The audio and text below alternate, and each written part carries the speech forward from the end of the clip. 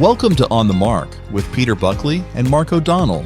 Our podcast is dedicated to helping Christians target the right priorities in their apostolic and interior lives. Hello and welcome back to On the Mark. I am Peter Buckley, your host, and joining us once again is Mark O'Donnell. Mark, welcome, and thanks for taking the time to be with us. Thank you, Peter, for having me, and happy Easter. Thank you to you as well. It is the final episode of our little mini-series here on a particular document where, in the broader sense, we're discussing Catholic social teaching with a focus on this document, which is entitled Vocation of the Business Leader. Our previous three episodes, we covered some of this. We'll conclude our coverage in this series with our discussion today. And today we're asking a challenging question. And again, we're focusing a lot of our discussion on Catholic professionals, those of us in the workplace, and how we try to live this sense of an integrated faith, undivided life, and having a life that's consistent both at home and in the workplace. So that what we're going to consider today is how can we influence our companies for the good and do it in a way that we don't sound sanctimonious, preachy, but also in a way that doesn't isolate us and get us discouraged as well. So what does it mean, Mark, to influence a company, parenthetically for the good as a Catholic professional? Well, I think influencing a company for the good begins with recognizing that our work is not morally neutral.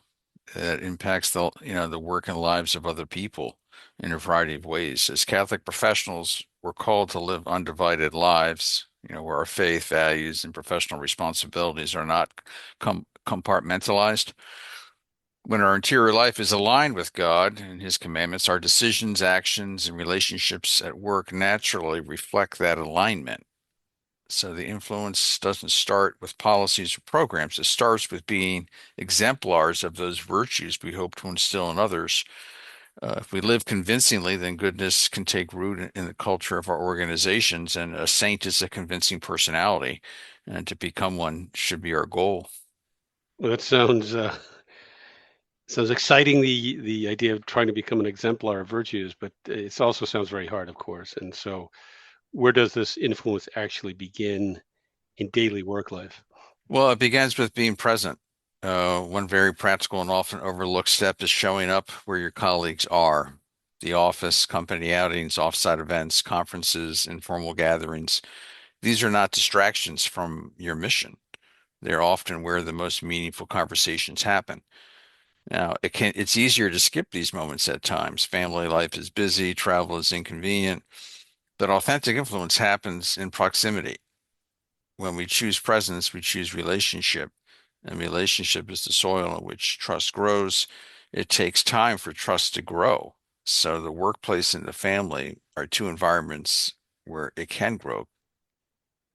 That seems really logical. And I've seen that, in fact, in my own professional life, where you can really deepen relationships in these, kind of offsite type events and conferences and those kind of things. And I imagine a father and mother of young children hearing this challenge to attend these types of things would be also perhaps inspired to do that, but also have a concern about how attending these corporate events might affect their family life. So how do you reconcile or balance these responsibilities at home with the desire to attend these types of events?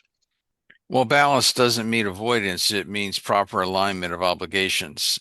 Family obligations are real and sacred, but so is the call to evangelize through our work. That might mean having honest conversations at home about why certain professional commitments matter spiritually. One helpful practice might be inviting your spouse into your mission, sharing who you hope to speak with, asking for prayer, and explaining the spiritual purpose behind your presence there. This transformed work travel from a burden into a shared act of faith. The other concern I'm hearing, again, from kind of this demographic of not just younger professionals, but a lot of Catholic professionals, there is a sense of concern that were they to try to talk about faith or share faith in some way in the workplace, that they might be labeled as that kind of religious guy, the religious person at work. And so, how can faith be shared appropriately in a setting where one may be subject to that kind of a labeling? Well, I think authentic faith in the workplace, it's rarely loud, but it's deeply attentive. Opportunities to speak arise quietly, a sidebar conversation, a moment of vulnerability, a shared struggle. We see this kind of encounter modeled beautifully in the gospel when Jesus speaks privately and personally with, the Samaritan woman or Nicodemus or Zacchaeus or the man at the pool of Bethsaida. These moments are not debates or sermons. They're invitations to meaning, to truth, to dignity. When we ask for the guidance of the Holy Spirit, we begin to notice these openings and we learn to respond with humility rather than fear.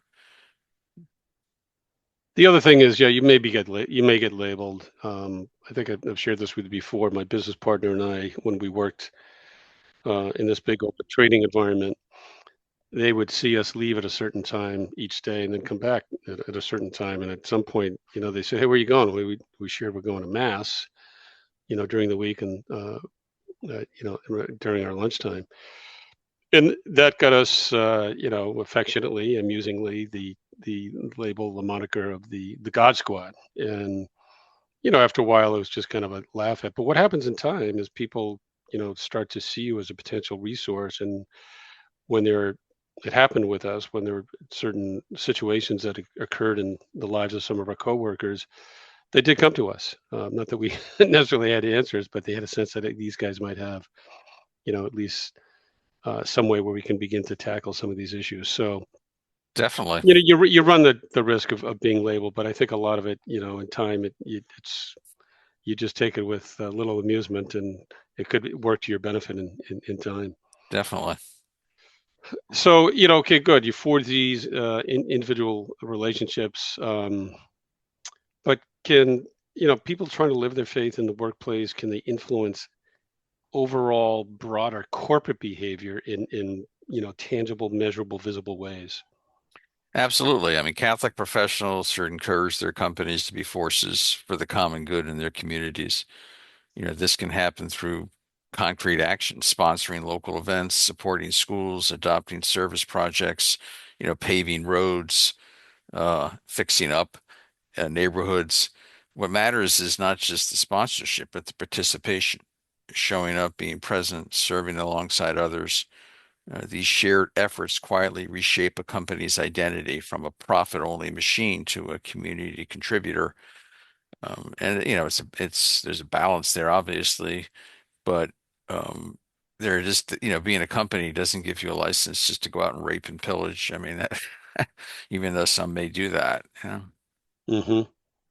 How about when your company, again, on a kind of broader corporate level, when their decisions conflict with Catholic values? Well, this is where courage becomes essential. There will be times when growth opportunities or investments conflict with moral principles. Speaking up in these moments can be uncomfortable, even costly, but silence also has costs. Catholic social teaching reminds us that we are called to provide good goods and good services.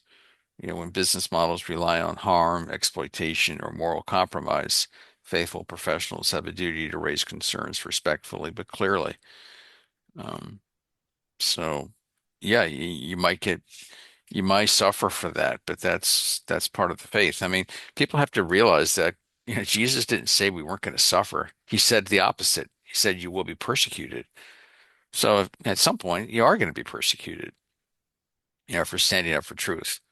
And don't be afraid, if you're a prayerful person, God will help you, you know, and that's part of the vocation.